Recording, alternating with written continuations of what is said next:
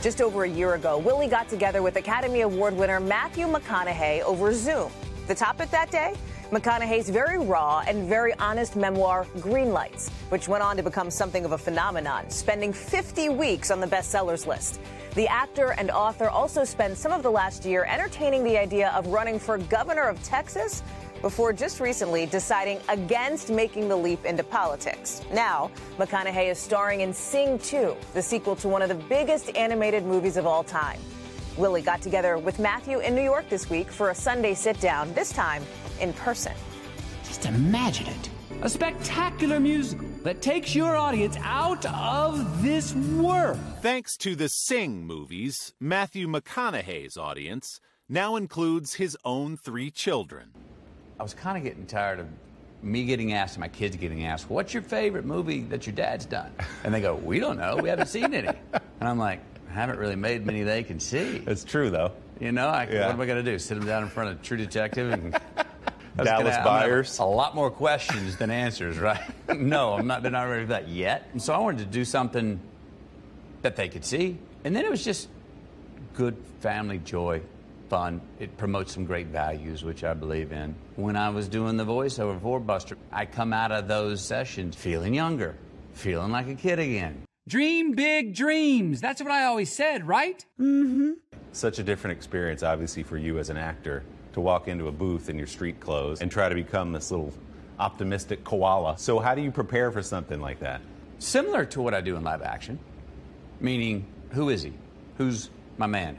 In this case, who's my koala? I won't let you down, sir. All right? Relentlessly optimistic. Okay, I've got some of that in me. I got to turn that up a notch, though. I don't suppose any of you can tap dance, huh? A hustler. Okay, I got some of that in me, in both senses of the word. Won a ton of awards, and I think you guys are going to have great chemistry. Underdog. Yep.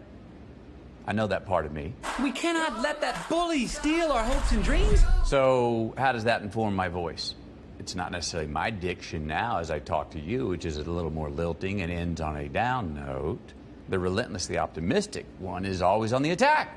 We got to keep moving forward. We're going to pull this off. It's always on the upside. Honestly, this is going to be the greatest show I have ever made. So what do you think it is about this movie that struck such a nerve? I've got children. You've got children, right? Sing was something that was for the youth. It was for the parents of the youth. It's for grandparents as well. And the music in this thing, the kids are going to sing along to a lot of things. Well, I'm singing along to tunes that they don't know. And my mom's singing along to tunes that they don't know. I'm singing those aloud while I'm watching it. My kids are looking at me and they go, how do you know that song? Is that the new hit? And I go, that was written 35 years ago, buddy. Nina, what's wrong? The original Sing was released in 2016 to the tune of more than $600 million at the box office. It's unfiltered joy, which at this time, after the last 2 years and the time we're in right now, it's good news in the time of a lot of bad news. This show says, hey, keep dreaming. Personally, believe in it. Your own dream. It's out there. McConaughey never could have dreamed of the success this year of his deeply personal memoir, Green Lights, a candid, sometimes painful review of the journals he has kept since he was 15 years old. The book remained on the New York Times bestsellers list for a full calendar year. It hit a nerve, and that makes me very happy, you know, because it was the most personal thing I've ever put out. And, you know, did I feel like what I was sharing had a populist sort of, you know, nerve that it could hit? Yeah. I've had people come to me and say, look, it laid out a path for me, a different way of looking at my life, where I've been and where I'm going. It's got to be validating in some way to say, all right, I gave you everything. I talked about difficult stuff from my childhood, and you took it, and you liked it. And I think what I've heard from people is saying, oh, look, you were so brutally honest about the successes, the failures, the smiles and the tears that put me in my place many times. I think they were able to feel like they were looking me in the eye, and I was looking them in the eye. It seemed to take off, and word of mouth, and people were sharing it without me sharing it. It was about, you know, the themes that were underneath that paper cover with my face on it. It was about that philosophy, that approach to life, and it took on a life of its own. Recently, McConaughey had been considering a completely different path altogether, a run for governor in his home state of Texas. Despite public and private encouragement, the 52-year-old announced last month he would not enter the race. I feel like I have some leadership qualities and thoughts to share that are not just good for me, but can be good for the most amount of people. Did you just decide the way for me to affect change is outside of politics? My kids are 13, 11, and 8. I'm in the salad days years of being a dad. I mean, they are active in the adventures we take. If I did that, it would be a major sacrifice for myself, them.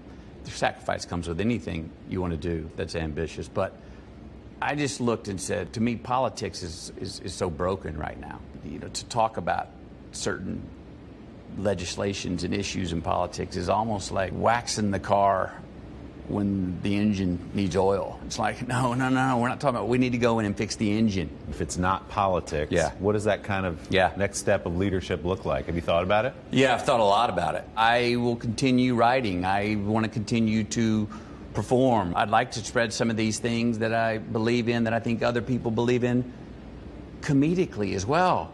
It'll be more digestible. No time that I know in my life do we need to be told what to do more, but no time in my life that I remember do we not want to be told what to do. I do know this. I love telling stories. We need a new story to tell. We need a new narrative. It's not throwing away the old narrative, but America's a folk song. We need to get reacquainted with the original lyrics, and we need to understand that we're still writing lyrics. We're still writing our song. Speaking of songs, Sing 2 is in theaters this Wednesday, December 22nd. And Greenlights, Your Journal, Your Journey, which is a new companion set to McConaughey's best-selling memoir, will be available on Tuesday. Our thanks to Daintree in New York for hosting that conversation. And don't forget to subscribe to the Sunday Sitdown podcast to hear Willie's entire interview with Matthew McConaughey, including his thoughts on the state of the country and what he thinks it'll take to heal our divisions. You can find it on Apple Podcasts or wherever you get yours. Hey, thanks for watching our YouTube channel. Find your favorite recipes, celebrity interviews, uplifting stories, shop our favorite deals, and so much more with the Today app. Download it now.